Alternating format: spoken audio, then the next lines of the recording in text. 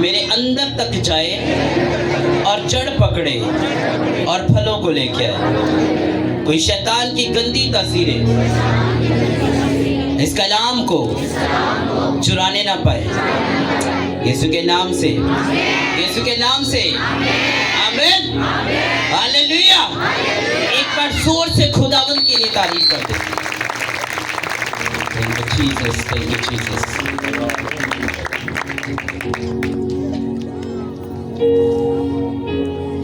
آج ہیون لگ رہا ہے،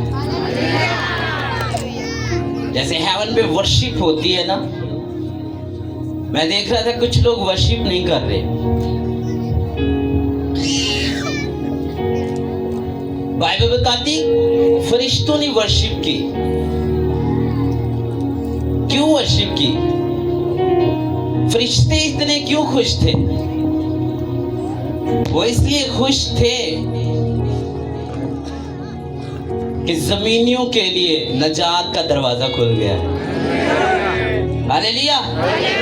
اس لیے بار بار فرشتے آ کے جو مس انڈرسٹینڈنگ شیطان ڈال رہا تھا یوسف کے دماغ میں،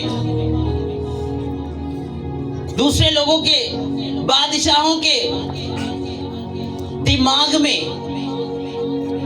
اور اس کے ساتھ جتنے اس کے وزیر مشیر جتنے لوگ تھے ان کے مائنڈ میں، دماغ میں وہ مس انڈرسٹینڈنگ ڈال رہا تھا.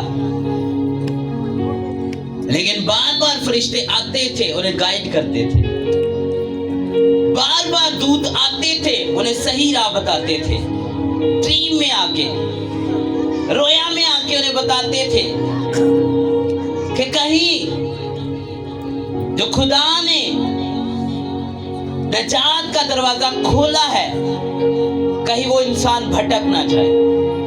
Hallelujah, hallelujah. اسی لیے سٹیپ بائی سٹیپ خدا نے اپنے دودتوں کو ہر ایک انسان کے پاس بھیجا، اور اس انسان کے پاس بھیجا جو اویلیبل تھا، جو اس وقت ان چیزوں کو لینے کے قابل تھا. ہاللویا.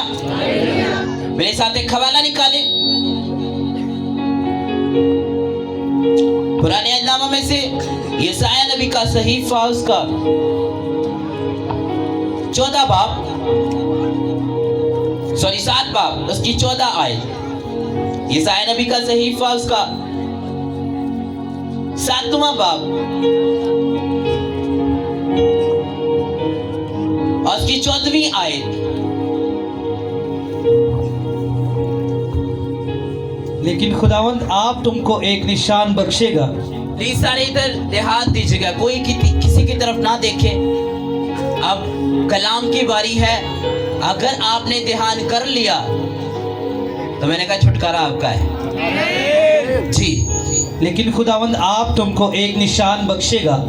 دیکھو ایک تمہاری حاملہ ہوگی اور بیٹا پیدا ہوگا اور وہ اس کا نام ایمینویل رکھے گی. آمین، ہاللویا، ہاللویا. میرے عزیزو، یہ وہ پروفیسی کی گئی تھی، یہ پیشن گوئی کی گئی تھی کہ ایک کنواری حاملہ ہوگی اور بیٹا پیدا ہوگا اور اس کا نام ایمینویل رکھے گی. ایمینویل کا مطلب کیا ہے؟ خدا ہمارے ساتھ ہے. مطلب اسے اپنے نبیوں کے دوارا وہ ٹائم ٹو ٹائم پہ انہیں گائیڈ کرتا رہا کہ کہیں لوگ بھول نہ جائیں، کہیں یہ لوگ بھٹک نہ جائیں. ہر بار خدا اپنے لوگوں کے لیے اپنے نبیوں کو کھڑا کرتا رہا. جب بھی انسان دور ہوتا تھا خدا سے، خدا اس کے لیے اپنے لوگوں کو بھیجتا تھا تاکہ وہ خدا کے ساتھ اٹیچ رہے. کیونکہ خدا اپنے وعدوں میں سچا ہے، لیکن وعدے تب پورے ہوتے ہیں جب اگلا بندہ اویلیبل ہوگا. جب آپ ان پیشن گوئیوں کے ساتھ میچ کرو گے، जब आप उस कलाम के साथ मैच करोगे अपने आप को, तो तब ये पूरा होता है। हालेलुया। मेरे साथ एक और हवाला निकाले, लूका तबीब की मार्फत लिखी गई खुदावंद यीशु मसीह की इंजील, उसका पहला बाब उसकी 26 आयत से। लूका तबीब की मार्फत लिखी गई खुदावंद यीशु मसीह की इंजील, उसका पहला बाब उसकी 26 आयत से मैं आपके लिए पढ़ूंगा। छठे महीने में जब्राइल फरिश्ता खुदा की तरफ से गलील के एक शहर में जिसका नाम नासरत था, एक कंवारी के पास भेजा गया, जिसकी मंगनी दाऊद के घराने के एक मर्द यूसुफ नाम से हुई थी, और उस कंवारी का नाम मरियम था। और फरिश्ता ने उससे उसके पास अंदर आकर कहा, सलाम तुझको जिस पर फजल हुआ है, खुदावंद तेरे साथ है। वो इस कलाम से, किससे? इस कलाम से, वो इस कलाम से बहुत घबरा गई और सोचने लगी कि ये कैसा सलाम है। फरिश्ता ने उससे कहा, ऐ मरियम खौफ ना कर, क्योंकि खुदा की तरफ से तुझ पर फजल हुआ है, और देख तू हामला होगी और तेरे बेटा होगा, उसका नाम यीशु रखना। वो बुजुर्ग होगा और खुदा ताला का बेटा कहलाएगा, और खुदावंद खुदा उसके बाप दाऊद का तख्त उसे देगा, और वह याकूब के घराने पर अब तक बादशाही करेगा, और उसकी बादशाही का आखिर ना होगा। हालेलुया। आगे मरियम कहती है, मरियम ने फरिश्ता से कहा, ये क्यों कर होगा जबकि मैं मर्द को नहीं जानती। फरिश्ता ने जवाब में उसे कहा कि रूह कुद्दस तुझ पर नाजिल होगा, और खुदा ताला की कुदरत तुझ पर साया डालेगी, और इस सबब से वो मालूद मुकद्दस खुदा का बेटा कहलाएगा। आमीन। हालेलुया। हालेलुया। मेरे अजीजों, जो पहले हवाला पढ़ा गया और ये जो हवाला पढ़ा गया, बाइबल बताती है यशायाह नबी ने ये पेशन गोई की थी कि एक कंवारी हामला होगी। ये नहीं था लिखा कि मरियम हामला होगी, ये लिखा था कि एक कंवारी, और वो कंवारी जो खुदा के साथ वफादार होगी, वो कंवारी जिसने अपना आप खुदावन को दे दिया होगा, वो कंवारी जिसमें कोई ऐब ना होगा। हालेलुया। तो बाइबल बताती है कि इन पेशन गोइयों के द्वारा जो इस्राएली लोग थे, उन्होंने अपनी बेटियों को कंवारा रखना शुरू कर दिया। हम देखते हैं मलका आस्तर, उसकी शादी नहीं थी हुई, वो कंवारी थी, और खुदा के साथ और अपनी फैमिली के साथ वफादार थी। खुदा के डर में, अपनी फैमिली के डर में रहती थी। क्यों? क्योंकि वो बाइबल के उन वचनों को, उन प्रोफेसीज को जानती थी, उन पेशन गोइयों से वो वाकिफ थी, इसीलिए वो कंवारी रही। लेकिन खुदा के मंसूबे और होते हैं। वो कंवारी भी थी और खुदा के साथ और अपनी फैमिली के साथ वफादार थी, इसलिए वो मलका बन पाई। हालेलुया। हालेलुया। खुदा को वो बंदा चाहिए जो अवेलेबल हो उस वक्त, और वो एक मलका होने के लिए अवेलेबल थी। इसलिए खुदा ने हर एक की जिंदगी में एक बड़ा प्लान रखा हुआ है। इसी तरह ये मरियम भी थी। जब इसके पास गुड न्यूज इसको मिली, फरिश्ता ने कहा, जब उसे ब्लेस किया, उसे ग्रीटिंग दी, तो बाइबल कहती है कि वो डर गई। सलाम तो नहीं सी डरी, कलाम तो डरी सी। हालेलुया। और कलाम क्या था? यही था कि तू बेबी को पैदा करेगी। इस चीज से वो डर गई थी कि ये कैसे हो सकता है, बेबी कैसे पैदा हो सकता है जबकि मैं किसी मर्द को नहीं जानती। तो की ख्याल होना फादर मर्द नहीं सी, या कोई रिश्तेदार दे विच मर्द नहीं सी। ये क्यों क्या मैं मर्द को नहीं जानती? मर्द को ना जानने का मतलब उसका कोई रिलेशनशिप नहीं था, कोई बॉयफ्रेंड नहीं था, कोई ऐसा आंख भटका नहीं था। इससे उसने कहा हाँ ये तो मैंने सुना है, एक कुंवारी हामला होगी, लेकिन मैं किसी मर्द को नहीं जानती हूँ। तो फिर वो गुड न्यूज मिली उसको जो हेवन से थी। Hallelujah, hallelujah. मरियम को खुदा ने वो ब्लेस किया, ऐसे कहा कि खुदा की कुदरत से ये होगा, रूह कुद्दस तुझ पर साया डालेगा और तू हामला होगी और वो मालूदे मुकद्दस खुदा का बेटा कहलाएगा। किसका बेटा कहलाएगा? खुदा का बेटा कहलाएगा। खुदा ने वक्त वक्त पर अपने लोगों पर वो कलाम नाजिल किया और ये वो वक्त था और वो एक कुंवारी थी जिसने अपना आप खुदा की हजूरी में दे दिया था और वो पाक थी, बेऐब थी, इसलिए वो जीसस को कंसीव कर पाई। Hallelujah, hallelujah. बिगेस्ट टेस्टिमनी को वो ले पाई जिसका वो वेट कर रही थी। वो बड़े छुटकारे को ले पाई जिसके लिए पूरी दुनिया इंतजार कर रही थी। हालेलुया। आपको नहीं पता कि आपकी फैमिली की डिलीवरेंस कैसे होगी। बाइबल में लिखा खुदा ने हर एक इंसान को अपने लिए पैदा किया। किसके लिए? अपने लिए, ताकि वो उसकी वर्शिप करे। ईसाई की किताब में लिखा है। लेकिन आजकल इंसान क्या कर रहा है? अपने चक्करों में पड़ा हुआ है। और कोई गल नहीं, खुदा आना भी वेखी जाएगी। सानू पता है खुदा वादिया दा खुदा है, ये हकीकत है। कुछ लोग कहेंगे खुदा आने में पता है साड़ियां मजबूरियां किनियां।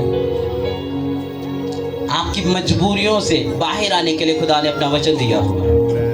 हालेलुया। मेरे साथ एक हवाला निकालें। मुकद्दस मत्ती रसूल की मार्फत लिखी गई खुदावंद यीशु मसीह की अंजील, उसका पहला बाब, उसकी 18 से 23 आयत तक। अब यीशु मसीह की पैदाइश इस तरह हुई कि जब उसकी माँ मरियम की मंगनी यूसुफ के साथ हो गई तो उनके इकट्ठे होने से पहले वो रूहुल कुद्स की कुदरत से हामला पाई गई। बस उसके शौहर यूसुफ ने जो रास्तबाज था और उसे बदनाम करना नहीं चाहता था, उसे चुपके से छोड़ देने का इरादा किया। वो इन बातों को सोच ही रहा था कि खुदावंद के फरिश्ता ने उसे ख्वाब में दिखाई देकर कहा, ऐ यूसुफ इब्ने दाऊद, अपनी बीवी मरियम को अपने हाथ ले आने से ना डर, क्योंकि जो उसके पेट में है वो रूहुल कुद्स की कुदरत से है। उसके बेटा होगा और तो उसका नाम यस्सु रखना, क्योंकि वही अपने लोगों को उनके गुनाहों से निजात देगा। ये सब कुछ इसलिए हुआ कि जो खुदावंद ने नबी की मार्फत कहा था वो पूरा हो कि देखो एक कुंवारी हामला होगी और बेटा जनेगी और उसका नाम इमैनुएल रखेंगे, जिसका तर्जमा है खुदा हमारे साथ। आमीन, आमीन, हालेलुया। यहाँ पे उसके माइंड को चेंज करने की कोशिश की गई। अच्छा लेते मंगनी हुई है क्योंकि वो कारपेंटर था और बहुत सारी चीजें और बहुत सारे लोग भी उसके इर्द गिर्द थे। कभी कभी हमारे जो इर्द गिर्द के लोग होते हैं उनकी वजह से हम बढ़ नहीं पाते हैं, उनकी वजह से हम उन चीजों को ले नहीं पाते हैं। ऐसा ही कोई शक यूसुफ के दिमाग में भी आया। अच्छा है तो बदनामी है ये, हले तो साडा विआह भी नहीं होया और मंगनी का मतलब आधी शादी, मतलब आधी शादी उनकी हो चुकी थी।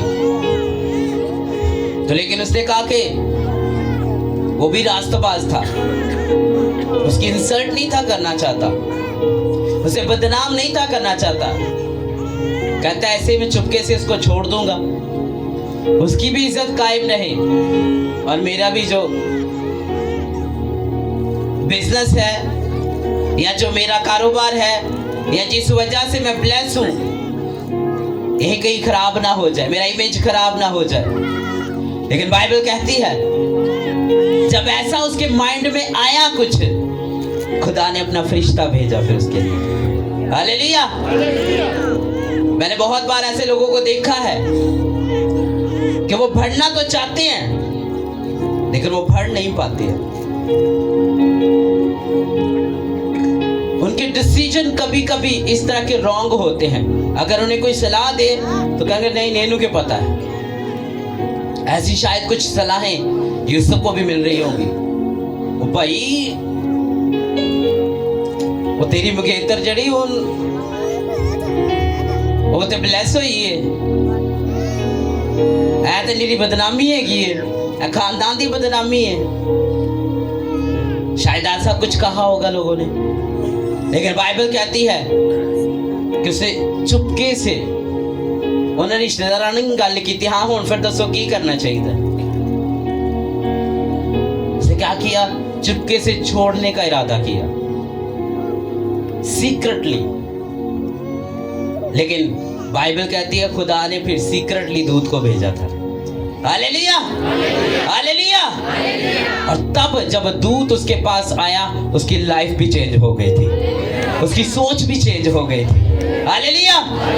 फरिश्तों का मतलब अगर आप इसको ग्रीक में पढ़ो, इसका मतलब मैसेंजर, पास्टर्स। बहुत सारे दूत खुदा कभी कभी आपके पास भी भेजता है, कोई पास्टर के रूप में, किसी मैसेंजर के रूप में आपके पास भेजता है। लेकिन ताड़ी सी कईयां दी सुरी ਜਿਹੜੀ ਨਾ ਉੱਥੇ ਅਟਕੀ ਹੁੰਦੀ। ਨਹੀਂ ਯਾਰ ਤੁਸੀਂ ਬਹੁਤੇ ਸਿਆਣੇ ਜੇ, ਅਸੀਂ ਹੁਣ ਆਪਣੇ ਬੱਚੇ ਦੀ ਜ਼ਿੰਦਗੀ ਖਰਾਬ ਕਰ ਲਈਏ। तो जब वो रॉन्ग डिसीजन लेते हैं बाद फिर लाइन च लगे होंगे भाई साहब दुआ करना, गलती होगी वो तो मनी नहीं। लेकिन यूसुफ ने वो रॉन्ग डिसीजन नहीं लिया, उसने कहा ठीक है। और बाइबल में लिखा, अगर आप आगे पढ़ो 24 आयत में लिखा, बस यूसुफ ने नींद से जाकर वैसा ही किया जैसा खुदा के फरिश्ता ने उसे हुक्म दिया था, और अपनी बीवी को अपने यहाँ ले आया और उसको ना जाना जब तक उसके बेटा ना हुआ, और उसका नाम यीशु रखा। हालेलुया। ना जानने का मतलब कोई रिलेशनशिप नहीं बनाया, उसे किसी भी तरह का उसको टच नहीं किया, मतलब ना जाना। क्योंकि जब दूत फरिश्ता उसके पास आया उसकी पूरी सोच चेंज हो गई थी, पूरी सोल चेंज हो गई थी। हालेलुया। क्योंकि जब आपकी लाइफ में गुड न्यूज आती है आपके हालात चेंज होते हैं, आपकी सिचुएशन चेंज हो जाती है। तो अगर आप राइट डिसीजन नहीं लेते तो वही आपकी लाइफ नरक बन जाती है। अगर किसी ने कहा ना कि मैं जी आ करा देना चर्च दे विच, ओते की जरूरत है की? आपके अंदर से आवाज आ रही है कि ये काम होना चाहिए, वो छट उधर की पे आए। लेकिन आपको नहीं पता कि आपका बड़ा छुटकारा कहां पर है। चाहे दरी बिछाने में है, चाहे टेंट लगाने में, कोई भी खिदमत क्यों नहीं है, आपको नहीं पता आपका छुटकारा किस में है। Hallelujah, hallelujah. तो बाइबल बताती फिर जब बेबी डिलीवर हो गया सबसे पहले गुड न्यूज चरवाहों को मिली थी, जिन्हें कोई पूछने वाला भी नहीं था। हालेलुया। जिन्हें कोई पूछता नहीं था जमीन पे, उनके लिए हेमन से पैगाम आ गया कि इनको गुड न्यूज दो। Hallelujah, hallelujah. इसीलिए यीशु ने कहा मैंने रिजेक्टेड लोगों को चुन लिया है, जिन्हें कोई नहीं ना समझता। अगर आपको लग रहा ना शायद किसी खाते च नहीं आ रहे, डोंट वरी, आप यूनिक हो खुदा की नजर में, आप बहुत कीमती हो। शायद उन चरवाहन लगता है सानू किने पूछना है। तो बाइबल का जब उनके पास फरिश्ता आया तो वो भी डर गए थे, क्योंकि इतना चानन कभी वेख्या ही नहीं थी। इतनी लाइट जब आई उन्हें फिर गुड न्यूज दी गई कि आज दाऊद के शहर में तुम्हारे लिए एक मुनंजी पैदा हुआ है। हालेलुया। यही गुड न्यूज आपके लिए है। हालेलुया। आपके लिए निजात दहिंदा पैदा हुआ है। अगर उस वक्त गटरिए शायद ना जाते, वो इतनी ठंडे की ये और कोई नहीं बात में खाएंगे। बाइबल का इमीडिएटली वो उठे, उन्होंने कहा हाँ हम देखें जरा जाके। तो उन्होंने देखा, जब वहां पे गए तो बाइबल कहती है वहां पे जाके उन्होंने वो सब कुछ सेम देखा जो फरिश्तों ने उन्हें बता दिया था। और बाइबल कहती है और फिर वो बात मशहूर की। अगर मेरे साथ आप हवाला निकालें मुकद्दस लूका तबीब की मार्फत लिखी गई खुदावंद यीशु मसीह की इंजील उसका 2 बाब। जीसस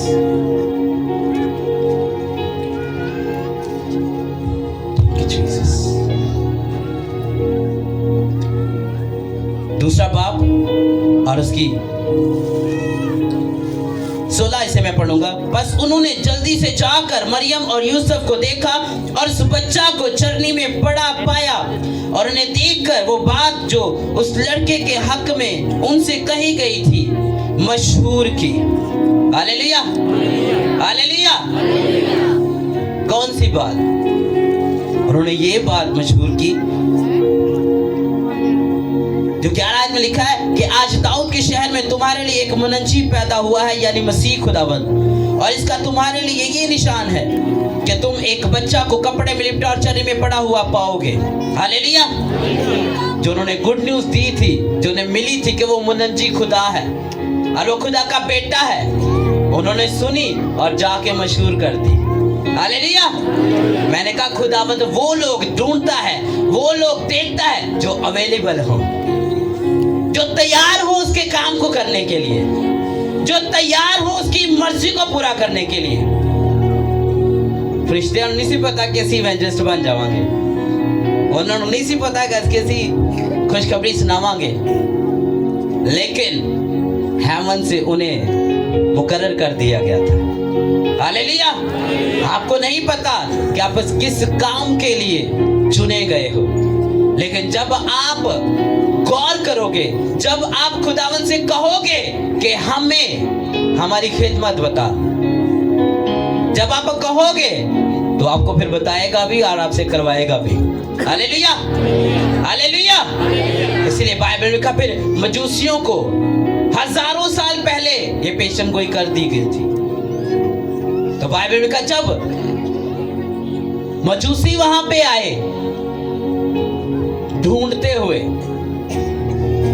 गडरियों को बाद में मिली थी, वो पहले पहुंच गए थे।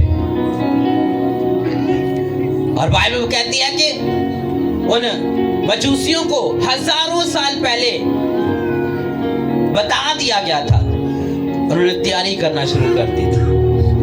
हालेलुया। और बाइबल बताती है फिर वो आए वहां पर बैतलहम में। बत्ती 2 बाब बाइबल लिखा है पहली आयत से, जब यीशु हेरोदेस बादशाह के जमाना में यहूदिया के बैतलहम में पैदा हुआ तो देखो कई मजूसी पूरब से यरूशलेम में ये कहते हुए आए, कई मजूसी, यहूदियों का बादशाह जो पैदा हुआ है वो कहाँ है, क्योंकि पूरब में उसका सितारा देखकर हम उसे सजदा करने आए हैं।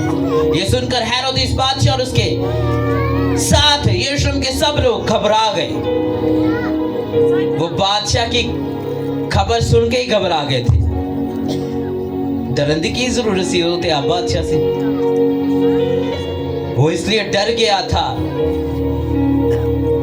कि मेरी कुर्सी जाती रहेगी, मेरा तख्त जाता रहेगा, क्योंकि ये बादशाह जो पैदा हुआ है किसी इंसानों को बनाया हुआ नहीं था, हेवन से खुदा का बेटा था वो। हालेलुया।